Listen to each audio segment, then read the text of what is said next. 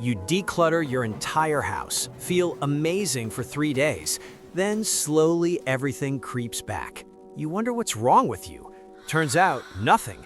Your brain is just running different software. There's actually a fascinating reason why minimalism clicks for certain personalities and feels completely impossible for others.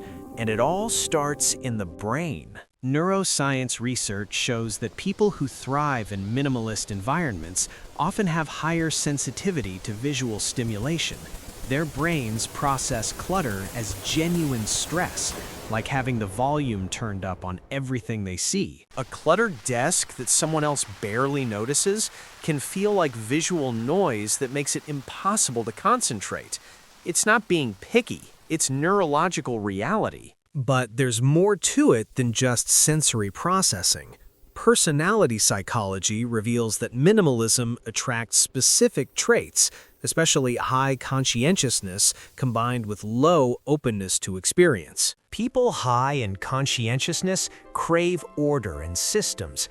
They genuinely enjoy organizing, categorizing, and maintaining structure. Minimalism isn't a sacrifice for them, it's deeply satisfying, almost meditative. Now here's where it gets really interesting, and why some people are literally incapable of thriving in minimalism, no matter how hard they try. People who struggle with minimalism often have high openness to experience. These are the collectors, the creatives, the people who see potential and meaning in objects. Their brains are wired to make connections and find inspiration everywhere. That vintage camera isn't clutter, it's a reminder of a creative project waiting to happen. Those books aren't mess, they're possibility. Forcing these people into minimalism is like asking them to think in black and white when they see in color. There's even a genetic component. Studies on twins suggest that our tolerance for simplicity versus complexity might be partially inherited, affecting how our reward systems respond to different environments. Dopamine pathways play a role too. Some people get a dopamine hit from acquisition and variety, the thrill of something new. Others get that same reward from reduction and simplicity, the relief of letting go. Neither is better, they're just different reward systems. And if you're still watching, you're probably wondering, so what do I actually do with this information? How do I figure out what I really need? Cultural conditioning matters significantly. If you grew up in a home where possessions equaled security, or where displaying collections was how love was shown, minimalism might feel emotionally threatening, not freeing. Trauma and neurodivergence also shape our relationship with stuff. Someone with ADHD might need visual reminders everywhere. Someone who experienced loss might hold on to things more tightly.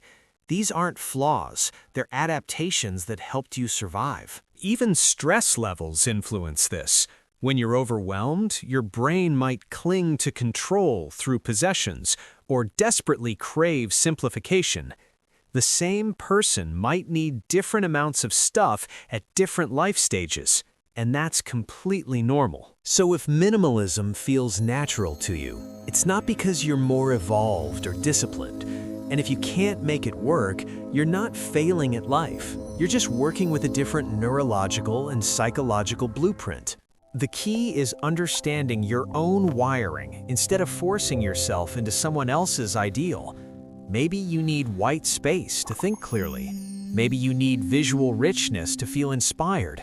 Both are completely valid. What matters isn't matching some aesthetic ideal you saw online. What matters is creating an environment where your specific brain can rest, focus, create, and feel at home. That's the only goal that actually matters.